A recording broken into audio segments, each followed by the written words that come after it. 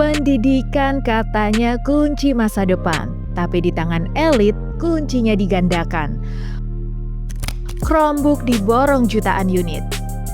Tapi kok malah jadi ladang profit? Yuk kita bicara bangsa.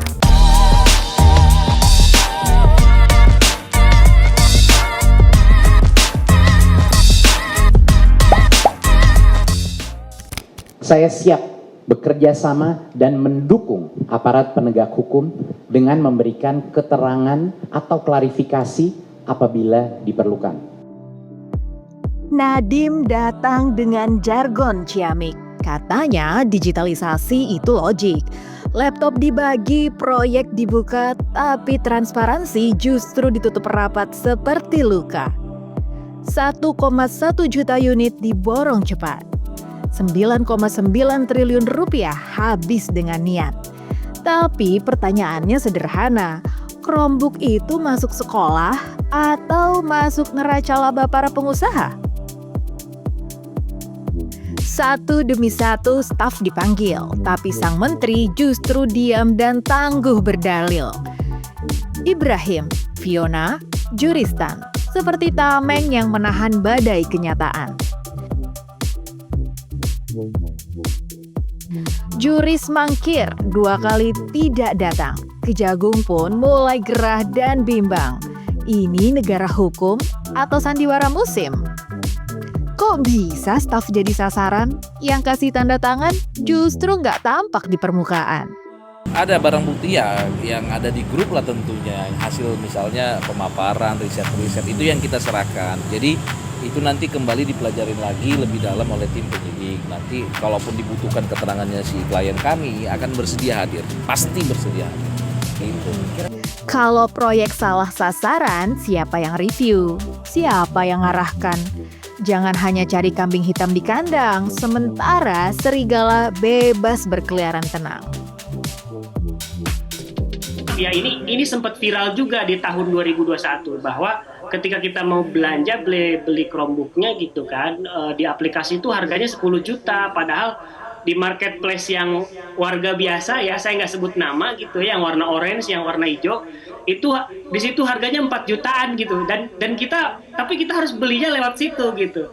Nah ini yang kontra sekali menurut kami, yang mungkin sedang diusut oleh kejaksaan gitu. Padahal kita butuhnya tuh laptop yang bisa digunakan untuk banyak hal, tetapi ini spesifikasinya seperti ini. Ini yang selama ini kami pertanyakan, kami sampaikan. Bahkan ketika Pak Nadiem bilang bahwa laptop tersebut untuk aplikasi platform, namanya platform Merdeka Mengajar yang diciptakan di era Nadiem Makarim ini kami justru menemukan hal sebaliknya. Aplikasi ini malah menjadi beban baru bagi guru. Kami melakukan riset di 216 cabang P2G yang menyatakan bahwa mereka justru makin terbebani. Jadi dengan adanya laptop dan aplikasi, mereka begadang tiap hari. Itu bukan ngurusin murid, tapi ngurusin aplikasi gitu. Laptop datang, sinyal tak datang. Sekolah di pelosok bingung menghubungkan barang. Ada modem, tapi sinyal minim. Apa gunanya digital kalau sinyalnya nihil? Yang bersangkutan kan kita tahu menjabat menteri dalam kurun waktu itu tentu sangat berkaitan dengan bagaimana fungsi-fungsi pengawasan ya yang dilakukan oleh yang bersangkutan terhadap jalannya pelaksanaan dari pengadaan Chromebook ini. Tentu nanti akan dipertanyakan bagaimana prosesnya, bagaimana pengetahuan yang bersangkutan terhadap hal ini, dan tentu kita melihat apakah ada peran ya yang bersangkutan terkait dengan proses maupun pelaksanaan dari pengadaan, karena bagaimanapun bahwa sebagai pimpinan tertinggi di lembaga ya, saya kira sangat penting didengar keterangannya, apalagi kan menyangkut masalah anggaran yang tidak kecil ya, 9,9 triliun. Katanya Chromebook lebih murah, tapi banyak yang ngeluh. Spesifikasi ambruk parah, keyboard cepat rusak, layar cepat redup, laptopnya murah, tapi harga nyawa bangsa yang tercurah. Vendor-vendor lokal berjaya, tapi benarkah untung buat negara? Kontrak besar markup liar, tapi kejelasan fungsi justru menghilang, ya mirip kayak debu di layar. Zirex, Advan, Axio, dan lainnya semua terseret dalam pusaran proyek raksasa. Yang lucu katanya untuk belajar anak bangsa, tapi lebih mirip karnaval tender siapa cepat dia dapat kuasa. Saya siap bekerja sama dan mendukung aparat penegak hukum dengan memberikan keterangan atau klarifikasi apabila diperlukan.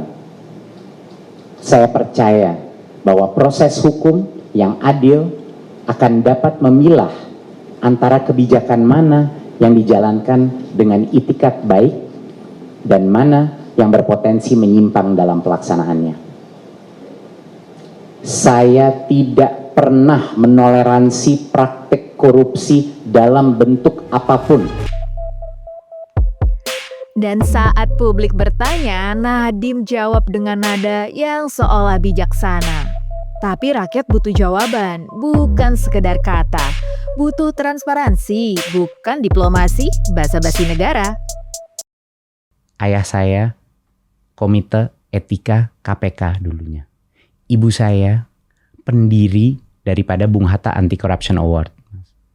Saya lahir dan dibesarkan di keluarga anti korupsi, Mas. Saya tidak pernah dan tidak akan pernah mengambil sepeser pun.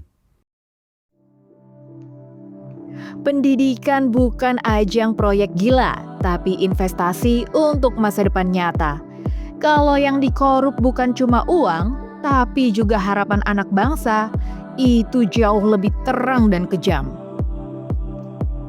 Bukan salah Chromebook, bukan salah siswa, tapi sistem yang gemar main sandiwara.